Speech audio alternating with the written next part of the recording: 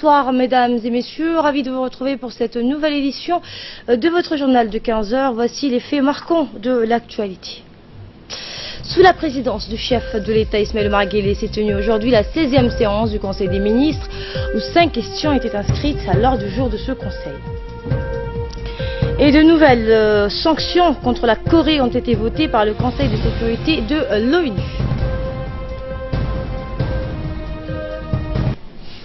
Bonsoir et merci de nous accueillir chez vous. Sous la présidence du chef de l'État, Ismaël Omar Guelleh, s'est tenue aujourd'hui la 16e séance du Conseil des ministres où 5 questions étaient inscrites à l'ordre du jour de ce Conseil. Le premier projet de loi porté sur la rentrée scolaire 2017-2018. La seconde question abordée a porté essentiellement sur un projet de loi portant réorganisation du ministère de la Communication, chargé des postes et des télécommunications. Le troisième projet de loi était pour le compte du ministère des Affaires musulmanes et des biens waqf. Et ensuite, sur proposition du ministère du Travail, chargé de la réforme de l'administration, 3 conseillers techniques ont été nommés au ministère de l'Équipement et des Transports. Et enfin, le 5e et dernier projet de loi était pour le compte du secrétariat d'État aux Affaires sociales. On écoute le ministre de la Justice, garde des Sceaux, Moumin Ahmed Cher, qui assume actuellement les fonctions de porte-parole du gouvernement pour le compte rendu de ces projets. Bismillahirrahmanirrahim. Ce jour, mardi 12 septembre 2017, s'est tenu sous la présidence de son Excellence Ismaël Omar Guelleh, président de la République, chef du gouvernement, la 16e séance du Conseil des ministres. Était à l'ordre du jour 5 questions. Le ministère des Affaires musulmanes, de la Culture et des biens waqf a présenté un projet de loi portant ratification de 2 conventions internationales. Il s'agit, si je prends dans l'ordre chronologique, la Convention de La Haye sur la protection des biens culturels en cas de conflit de 1954 et ces 2 protocoles, et de la Convention internationale sur les mesures à prendre pour interdire et empêcher l'importation et l'exportation, le transfert de propriété illicite des biens culturels de 1970. Ces 2 conventions sont prises dans un cadre spécifique. Il ne faut pas perdre de mémoire que bientôt Djibouti va se doter d'une direction nationale des archives. La secrétaire d'État à la solidarité a en fin de séance présenté un compte-rendu sur le programme des guichets sociaux et le fameux registre social. C'est un point d'entrée aux programmes sociaux que sont, entre autres, les filets sociaux, l'aide aux étudiants handicapés, l'aide aux étudiants des régions de l'intérieur et l'aide aux personnes âgées et vulnérables. C'est en quelque sorte le socle de la solidarité à Djibouti. Et pour le porte-parole qui nous a fait le point sur ce projet de loi du ministère des Affaires musulmanes des biens waqf, et pour le secrétariat d'État aux Affaires sociales, Fardous Hussein nous a rejoint. Bonsoir Fardous. Bonsoir Asma. Et lors de ce Conseil des ministres, il a été également question d'un projet de loi sur la rentrée scolaire de l'année 2017-2018. Qu'en est-il ? Comme vous le dites, donc, le ministre de l'Éducation nationale et de la formation professionnelle, Moustapha Mohamed Mahmoud, a fait donc une communication au Conseil de ministres sur la rentrée de cette année dans les écoles publiques comme privées qui s'est déroulée dans de bonnes conditions avec une augmentation significative de 7%, soit un effectif de 135 000 élèves par rapport à l'année dernière. Il informe que cette nouvelle rentrée scolaire se caractérise par l'intégration, mais aussi donc des mesures historiques visant à donner l'opportunité aux enfants vivant dans des camps de réfugiés d'avoir donc les mêmes éducations que celles dont bénéficient les enfants du pays, et conformément aux engagements du chef de l'État donc dans une conférence à New York l'année dernière. Il déclare que cette année scolaire marque aussi la concrétisation de la volonté du chef de l'État de mettre en place une école d'excellence destinée à la formation des élites et un enseignement spécial axé essentiellement sur l'apprentissage des langues, des sciences, des technologies, et spécialement donc des sciences, la mise en place de smart classroom ou classes intelligentes, des sciences, des technologies donc, mais aussi donc une priorité qui va répondre aux besoins de former les enseignants et les élèves afin qu'ils puissent maîtriser différentes notions dans l'enseignement numérique. Il précise que ces grandes priorités du département sont notamment la valorisation des ressources humaines, la gestion axée sur le résultat, le renforcement de l'enseignement préscolaire, l'amélioration de la qualité de l'enseignement axé sur l'équité, l'introduction aussi numérique dans les écoles, la formation professionnelle, un meilleur encadrement suivi donc de la lutte contre le décrochage scolaire et la prise en charge des enfants à besoins spéciaux.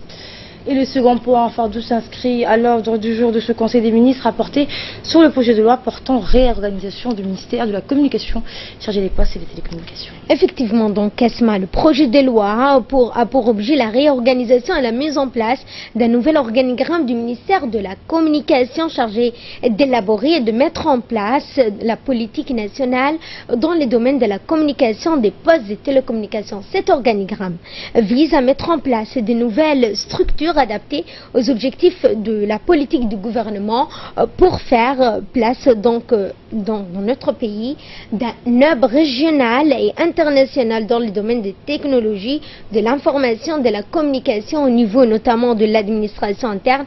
De nouvelles structures seront chargées d'assurer une meilleure gestion et une planification de suivi et d'évaluation, innovation donc de ce projet de texte de loi et la transformation de la direction des postes de télécommunications en une direction chargée d'éthique pour le développement du numérique.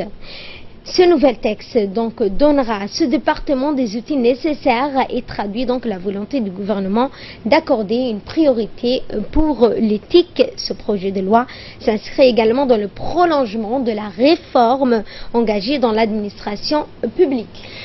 Et enfin, ce projet consacré à la nomination au ministère de l'équipement et des transports de 3 conseillers techniques, et ce sur proposition du ministère du Travail. Effectivement, donc le projet de décret portant nomination de 3 conseillers techniques du ministère de l'équipement et des transports. Il s'agit de M. Shamsan Amina Shamsan, d'Ilias Moussa Waes et d'Ahmad Abdo Ali sont nommés conseillers techniques du ministère de l'équipement et des transports. Merci Fardou pour ces précisions sur cette 16e session du Conseil des ministres. Dans le reste de l'actualité à Arta, la rentrée des classes au lycée s'est bien déroulée hier. Cette rentrée a été supervisée par le préfet, le président du conseil régional, ainsi que par une délégation de hauts responsables dépêchés sur place par le département de l'éducation nationale. Le ministre de l'Éducation nationale a envoyé dans toutes les régions du pays des hauts cadres et des responsables du département. Et ce, afin de s'assurer que la rentrée se déroule normalement et sans la moindre difficulté. La première tâche des délégués du MENFOP étant de s'assurer que tous les enseignants soient à leur poste et dans toutes les filières, que les salles de classe soient propres et que les tables et chaises soient en nombre suffisant, enfin que le matériel didactique est bien disponible. De superviser cette rentrée, la rentrée des étudiants des lycées. Les lycées ont ouvert leurs portes au lycée général comme ici au lycée hôtelier d'Arta. Donc la rentrée s'est déroulée donc sans incident et donc les enfants, les élèves ont repris le chemin de l'école comme il se doit. Donc je demande aux élèves et je souhaite aux élèves comme aux parents d'élèves la bonne rentrée scolaire à tout le monde. Les élèves de la ville de Boc ont également effectué hier leur rentrée des classes pour l'enseignement du secondaire. Ils ont rejoint le lycée du district pour les études générales ou le lycée industriel et commercial pour les études techniques. La joie et les retrouvailles étaient au rendez-vous. Les élèves se sentaient pleins d'entrain pour reprendre pour reprendre les cours après plusieurs semaines de vacances scolaires. Cette rentrée a été supervisée par le président du conseil régional et le préfet, ainsi que par une délégation de hauts responsables du ministère de l'Éducation nationale. Cette rentrée scolaire s'est déroulée dans de très bonnes conditions.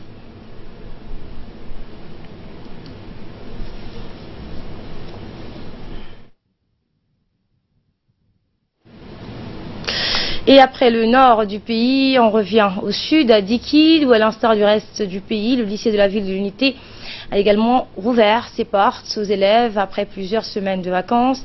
La rentrée du secondaire a suivi de 24 heures. L'ouverture des écoles pour l'enseignement du primaire et de l'enseignement fondamental. Les élèves ont regagné les classes avec le staff administratif et les profs ont regagné leurs classes dans des bonnes conditions. Une commission a été donc mise en place pour superviser cette rentrée. Elle est composée du préfet de la région, Mohamed Hassan Cheikho, le président du conseil régional, Abdelrahman Younis Aleh, et de responsables du ministère de l'Éducation nationale. Ces responsables se sont assurés que la rentrée des classes s'est bien déroulée, donc c'est parfaitement et dans une très bonne condition. Situation identique à Tadjoura, où le lycée d'enseignement général ou technique a rouvert hier ses portes aux lycéens et collégiens.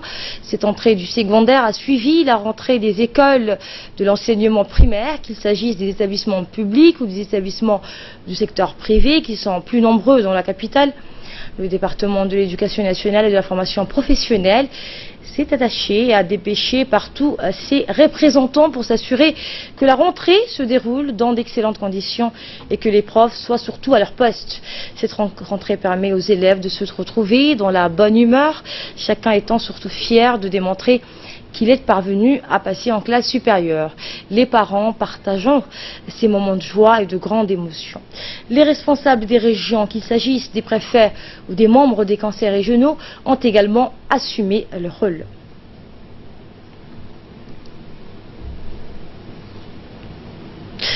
Idem à l'ICBI, où le lycée d'enseignement général ou technique a rouvert hier ses portes aux lycéens et collégiens. Cette rentrée du secondaire a suivi la rentrée des écoles de l'enseignement primaire, qu'il s'agisse donc des écoles publiques ou privées. Le département de l'éducation nationale a dépêché partout ses représentants pour s'assurer que la rentrée se déroule dans d'excellentes conditions. On revient donc à la capitale, où une rencontre visant à sensibiliser les populations sur les droits des enfants s'est déroulée mercredi dernier au quartier 4. Cette rencontre s'est tenue au centre de développement communautaire, le CDC de quartier 4. Cette rencontre, elle a été organisée par les responsables de l'UNFD, du ministère de la promotion de la femme et de la famille, en collaboration avec le PNUD. Ces rencontres visent à faire valoir les droits des enfants, comme le droit à la protection, à l'éducation ou à la santé.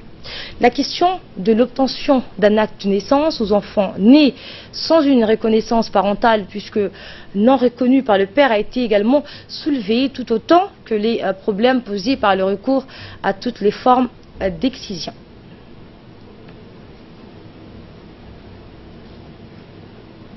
Autre rencontre identique visant à sensibiliser les populations sur le droit des enfants, cette fois à Wahlidaba, dans la commune de Balbala.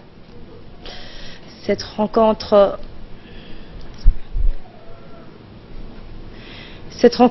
s'est tenue au centre de développement communautaire du quartier 4, du quartier donc de Wahlidaba.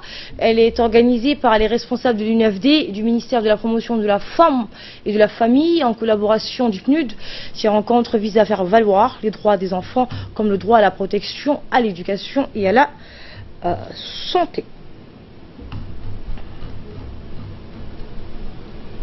Un mot en sport à présent. La Fédération djiboutienne de football, en collaboration avec la société Twin Golf Industries, propriétaire du Pasta Maïda, a clôturé hier soir le tournoi national de football dénommé Super League Pasta Maïda, qui a vu la participation des 5 meilleures équipes du championnat national. La dernière rencontre a opposé l'équipe de l'association sportive à Asset Job Djibouti Télécom de la région d'Ali Sabié et de l'équipe du port de Djibouti.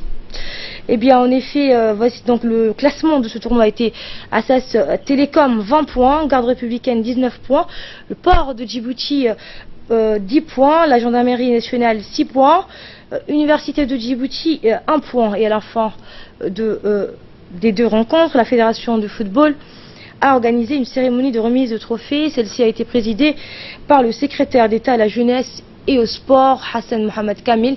Elle a vu la participation des responsables de la Fédération djiboutienne de football, ainsi que les responsables des différentes équipes et un grand public. L'équipe championne de Assas Telecom a reçu un chèque d'1,5 million francs Djibouti, et l'équipe de la garde républicaine vice-championne a reçu un chèque d'1 million de nos francs.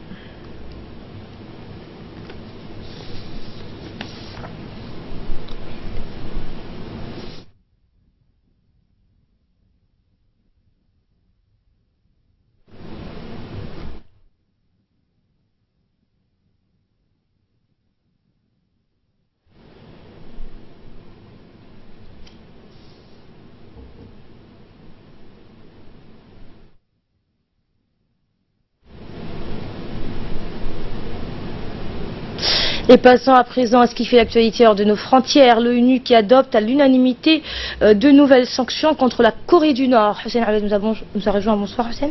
Bonsoir Asma. Donc de nouvelles sanctions contre la Corée du Nord ont été votées par le Conseil de sécurité de l'ONU, celles-ci moins sévères que les souhaités les Américains, font suite à l'essai nucléaire effectué par Pyongyang le 3 septembre dernier. Le Conseil de sécurité de l'ONU a adopté hier à l'unanimité et à l'initiative des États-Unis une nouvelle batterie de sanctions contre la Corée du Nord, interdisant donc ses exportations de textiles et réduisant son approvisionnement en pétrole et gaz. Cette 8e série de mesures soutenues par la Chine et la Russie, le plus proche soutien de la Corée du Nord, vise à punir ces pays pour son essai nucléaire du 3 septembre. Par ces sanctions chaque fois plus sévères, l'ONU veut pousser Pyongyang à négocier ses programmes d'armement nucléaire et conventionnel jugés menaçants pour la stabilité mondiale. Pour les États-Unis, le Royaume-Uni, la France ou l'Italie, la résolution adoptée hier est très solide, équilibrée et permet à l'ONU d'affirmer unité et détermination. À l'étranger, toujours les députés britanniques ont voté une loi destinée à mettre fin à la suprématie du droit européen au Royaume-Uni, une décision qualifiée d'historique par la première ministre Theresa May. Effectivement, après 8 heures de débat, les députés britanniques ont adopté le Repeal Bill, la loi à mettre fin à la suprématie du droit européen au Royaume-Uni. Par 326 voix contre 290.